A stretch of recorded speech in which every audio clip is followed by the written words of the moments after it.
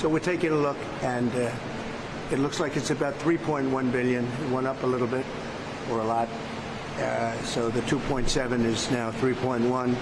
I'm not aware of that. Yeah, it just came out. Yeah, I haven't heard that from anybody at the Fed. Yeah, it just came out. Our notes had it about 3.1 as well. 3.1, 3.2. This came from us? Yes. I don't know who does that. You're including the Martin renovation. You just added our entire capital. Yeah, you just added in a third building. Is what that is. That's a third building. Well, no, the but Martin building. it's a building that's being built. No, it was built 5 years ago. We finished Martin 5 years ago. It's part of the overall work. But it's So not new. It was built 5 years ago, and of course, we had the senator going, "Oh yeah, those are my numbers too." The president began criticizing the $2.5 billion renovation project in recent weeks amid a pressure campaign to get the Fed chairman to lower interest rates. The president had been suggesting the project costs may be fraudulently inflated, but following yesterday's tour, Trump appeared to drop those allegations and touted his meeting with Powell, also calling for lower interest rates. A couple things here. First of all, Sam Stein, I want you to look, if you will, at Jerome Powell's face here. And Powell, this is the follow-up, if you will. This is the follow-up to the Jonathan Swan Donald Trump meeting in the first. Powell has that swan look, right? Just absolutely confused. He goes, it's from a previous administration. It was 5 years ago.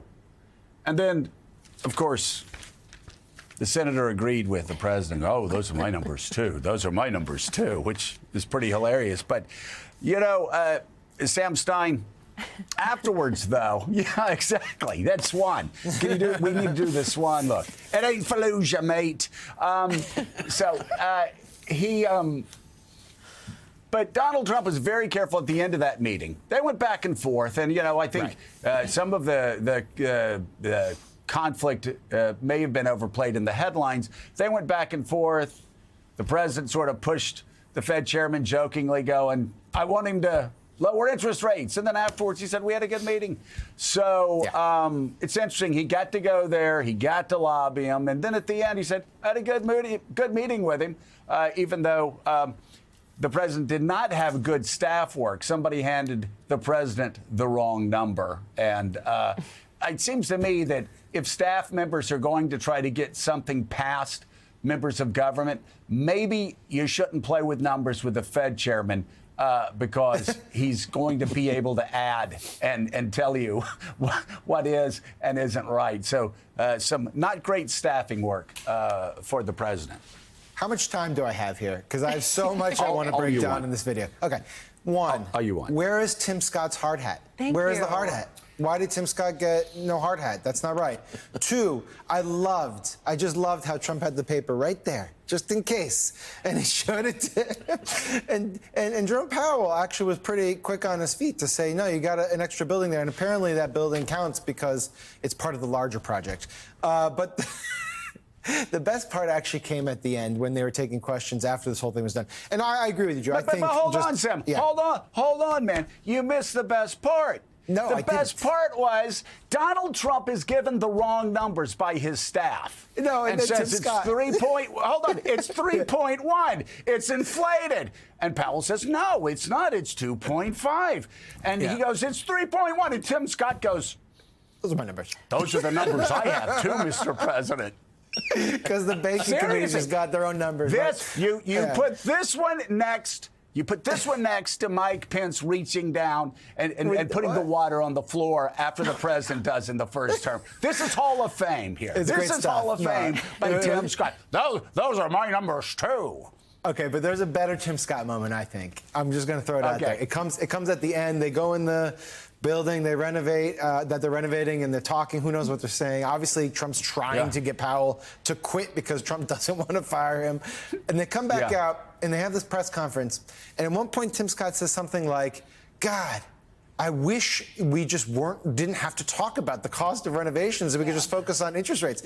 As if Donald Trump hasn't been pushing this entire thing as a predicate for firing Powell. Like Tim Scott just is like, if only we could just get past this topic. And it's just, what are we doing here? It felt like an episode of Veep, honestly, as close as you can get to Veep. It was an episode of Veep. And Ali, Sam brings up a great point.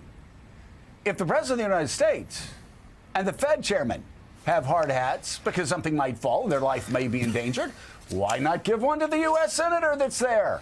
Seemed unfair. The head of the banking committee. Yeah. I mean, that's why he's there, is because he's the head of the Senate banking committee. Like, I had people asking me, why was Tim Scott there? And that is the answer. Maybe it was a late addition.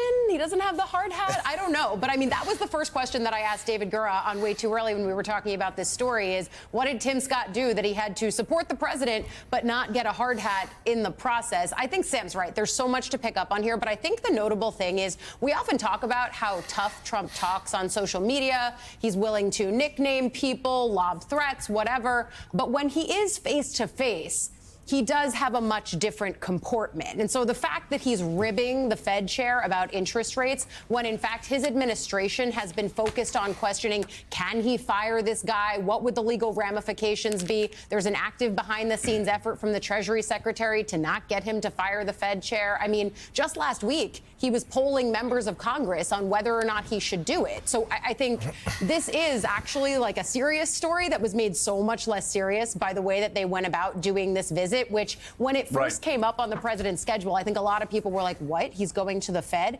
And then, of course, you see it. And yeah, Veep is real life.